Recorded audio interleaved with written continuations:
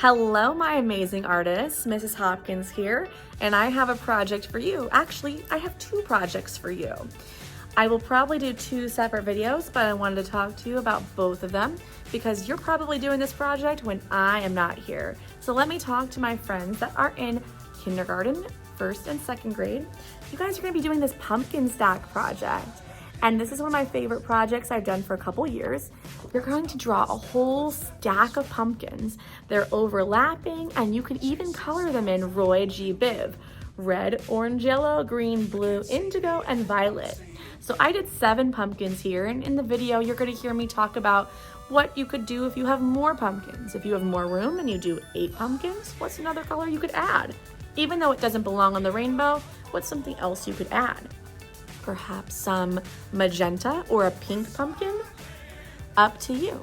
Maybe you could have a patterned pumpkin. Maybe you could do a gray pumpkin. All right, so we're gonna be using some value, coloring dark at the bottom, light at the top. And if your teacher gives you some Sharpies, a Sharpie outline would be great. Be amazing, show your Mona Lisa, stay in your assigned seat. I want an excellent report when I come back, and thank you for being amazing. Miss Hopkins loves you, and I'll see you next time.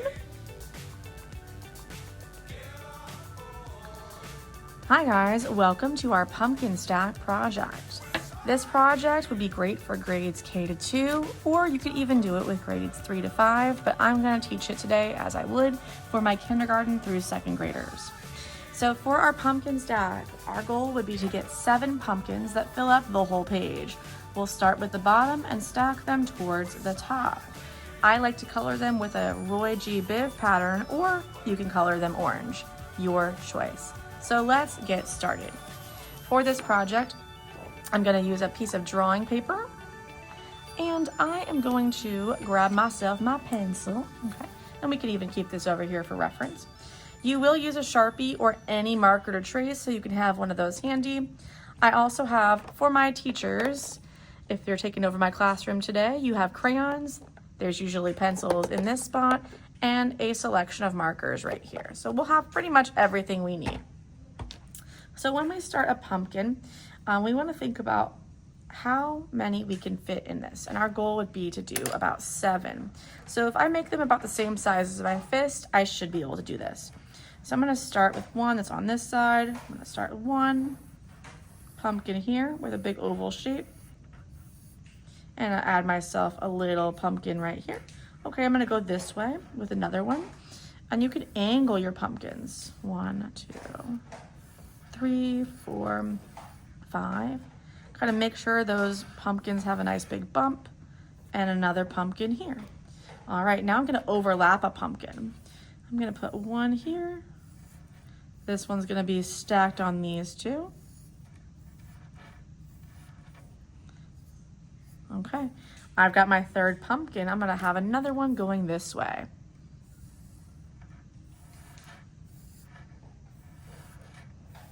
Your pumpkins can be as big as you want. So if you don't get all the way to 7, if you just get 3 pumpkins, that's okay. My goal is 7. I've got 1, 2, 3, 4. I think I will have room to do 3 more. You'll notice on the example, they got a little smaller as they got towards the top. And hey, if your pumpkins have to do that, that is okay. I'll go back over to this side. So I'm kind of alternating them, kind of going this way, and then this way. Kind of overlapping, and if you've been in my class before, you've probably heard that term, overlapping. This is a big guy. Add my stem on this one, maybe one more. 1, 2, 3, 4, 5. Ooh, 6 and 7. Do you think I can fit them? Let's do one here. 6 might have to go off the page a little bit. And then I think I can squeeze in pumpkin number 7. Maybe, oh, there he is, just at the top. So here's my pumpkin stack. I'm gonna go back to the bottom, just close up those shapes to make sure they're nice and bumpy. And then, I mean, you could even add an 8th pumpkin down here. I kind of feel like I need to, and maybe I'll just make that one pink because I feel like this stack would be tumbling out if I didn't have one more on there. But you know what, if I don't like it, I can always go back and change it I just feel like it needed it, and I had that space. Oh, cool, that's so many pumpkins. They're just like falling out of the truck. So in this empty space, you could add anything that you want to. Right now, I'm gonna leave it empty, and then I'm just gonna be adding color to those pumpkins. You guys can use anything you want for color. For this day, I know I had used some oil pastels and just kept the colors darker towards the bottom and lighter towards the top.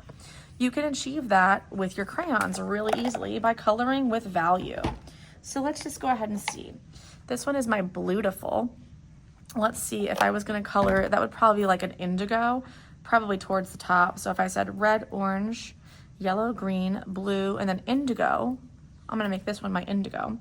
If I start coloring with value, going up the top of my pumpkin, I get lighter as I get towards the top. Now, I did tell you, you guys could trace them out with a Sharpie. So if your teacher offers that to you, you can totally do that. But if you don't have Sharpies available, or if we just don't pass them out that day, you don't have to outline them at all. Okay, they'll look really nice, even just colored in. You could just trace it with a black crayon if you really want that black outline. Make it nice and dark down here. So if I'm coloring with value, it's gonna be lighter towards the top and darker towards the bottom. That's one way that you can use the value. Super cool. And my littles, if that is too tricky for you, or if you feel like, you know what, I just want to color that pumpkin, Miss Hopkins, then you just go ahead and color it the way that you know. Nice and neat, kind of go in the same direction. Now for that stem, I'll trace it out just so it matches. Maybe add some texture lines. Ooh, maybe a couple little vines. That's really cool. Go in my crayon box, find a nice little brown or a green for the stem. I think I'll choose a green. And I'm just going to make it a little bit different than last time. Give it a good color and a nice dark circle up there. And then this is what it would look like when it's done, something kind of like that. So my friends that are in kindergarten, first or second, I feel like you guys will have a lot of fun with your pumpkins. I can't wait to see what you add. Maybe you want to go and make this in a pumpkin patch, or you want to draw them falling out the truck. I'm just going to set a little background here, maybe with a little fence in the background. Ooh, I could put a moon in the sky, maybe some stars. Okay. Oh, and now I have a whole scene, a whole landscape.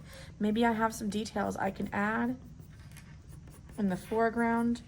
You could add a tree back here, kind of a spooky tree if it's a nighttime scene.